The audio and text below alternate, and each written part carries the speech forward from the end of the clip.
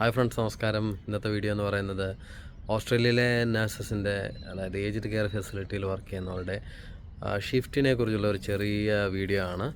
ഇപ്പോൾ ഇവിടെ winter start ചെയ്തിരിക്കുകയാണ്. അപ്പോൾ ഞാൻ നൈറ്റ് കഴിഞ്ഞിട്ട് ഇറങ്ങി വീട്ടിലോട്ട് വന്നിരിക്കുകയാണ്. അതിന് മുമ്പ് ഒരു 2 മിനിറ്റ് ഷിഫ്റ്റിനെ കുറിച്ച് പറയാമെന്ന് വിചാരിച്ചു. അപ്പോൾ നമ്മുടെ ഷിഫ്റ്റ് എന്ന് പറയുന്നത് ഞാൻ നൈറ്റായിരുന്നു.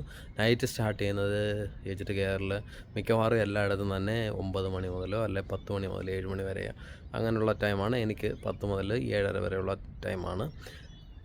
ഈവനിങ് എന്ന് പറയുന്നത് 3 തൊട്ട് 10:30 വരെയുള്ള ടൈമും മോർണിംഗ് ഡ്യൂട്ടി എന്ന് പറയുന്നത് 7 to 3:30 എന്നുള്ള ടൈമുമാണ്.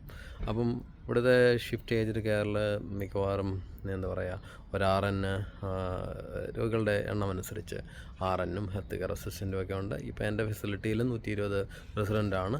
നൈറ്റിന് 2 നഴ്സസും പിന്നെ 6 കെയറേഴ്സുമാണ്. ഈവനിങ്ങിൽ 3 നഴ്സസ്, ഒത്തിരി കെയറേഴ്സുണ്ട്. മോർണിംഗിലാണ് ഏറ്റവും കൂടുതൽ കെയറേഴ്സ് ഉള്ളത്.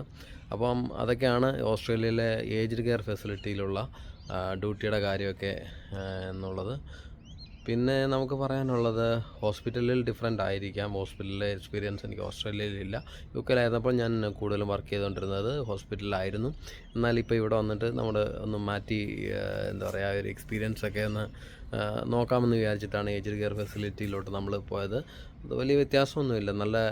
നല്ല എന്താ പറയുക, എനിക്ക് ഹോസ്പിറ്റലിനേക്കാൾ ടെൻഷൻ കുറവുള്ളത് ഏജ്ഡ് കെയർ ഫെസിലിറ്റി ആണെന്നാണ് എനിക്ക് തോന്നുന്നത്. പക്ഷേ ചിലപ്പോഴൊക്കെ രാത്രിയിൽ നമുക്ക് ഈ 120 റെസിഡൻസ് 2 നഴ്സസേ ഉള്ളത് കൊണ്ട് ചിലപ്പോൾ ഈ ഇൻസിഡൻറ്റ്, അങ്ങനെയുള്ള ഫോൾസ്, ഡെത്ത്, അങ്ങനെയുള്ള മേജർ പ്രോബ്ലംസൊക്കെ വരുമ്പോൾ നമുക്ക് ഇച്ചിരി ബിസി ആയിട്ട് തോന്നും. ചിലപ്പോൾ ഫോളൊക്കെ വന്നിട്ട് മേജർ ഇഞ്ചറി വരാം. അപ്പോൾ അതൊക്കെ നമുക്ക് ഡീൽ ചെയ്യാനുള്ളതും, പിന്നെ നമ്മളാണ് ഡിസിഷൻ മേക്കർ. അതാണ് ഒരു ഇമ്പോർട്ടൻ്റ് കാര്യം എന്ന് പറയുന്നത്. ഏജ്ഡ് കെയർ ഫെസിലിറ്റിയിൽ RN തന്നെയാണ് ഡിസിഷൻ എടുക്കേണ്ടതും ഹോസ്പിറ്റലിലോട്ട് സെൻഡ് ചെയ്യേണ്ടതും ബാക്കിയുള്ള കാര്യങ്ങളും എല്ലാം. ചിലപ്പം ഡെത്ത് വെരിഫിക്കേഷൻ അങ്ങനെയുള്ള കാര്യങ്ങളൊക്കെ നമ്മൾ തന്നെയാണ് ചെയ്യേണ്ടത്. അപ്പോൾ അങ്ങനെയുള്ള കാര്യങ്ങളൊക്കെ ഉള്ളതുകൊണ്ട് അത് ചെയ്യാനുള്ള ഒരു കോൺഫിഡൻസും ഉണ്ടെങ്കിൽ ഏജ്ഡ് കെയർ ഫെസിലിറ്റിയിലോട്ട് നമ്മുടെ നഴ്സിംഗ് ഫീൽഡ് മാറ്റുന്നതുകൊണ്ട് കുഴപ്പമൊന്നുമില്ല. പിന്നെ ഇച്ചിരി സാലറി കൂടുതൽ എനിക്ക് തോന്നുന്നു ഏജ്ഡ് കെയർ ഫെസിലിറ്റിയിലാണെന്ന് തോന്നുന്നു. പിന്നെ അതൊക്കെയാണ് നമ്മുടെ എന്താ പറയുക, ഡ്യൂട്ടി ഷിഫ്റ്റിനെ സംബന്ധിച്ചുള്ള കാര്യങ്ങൾ ഓസ്ട്രേലിയയിൽ. ഇത്രയൊക്കെ ഉള്ളൂ ഇന്നത്തെ വീഡിയോയിൽ പറയാൻ. നമുക്ക് അടുത്ത വീഡിയോയിൽ നമുക്ക് വീണ്ടും കാണാം. അപ്പോൾ അതുവരേക്കും ബൈ.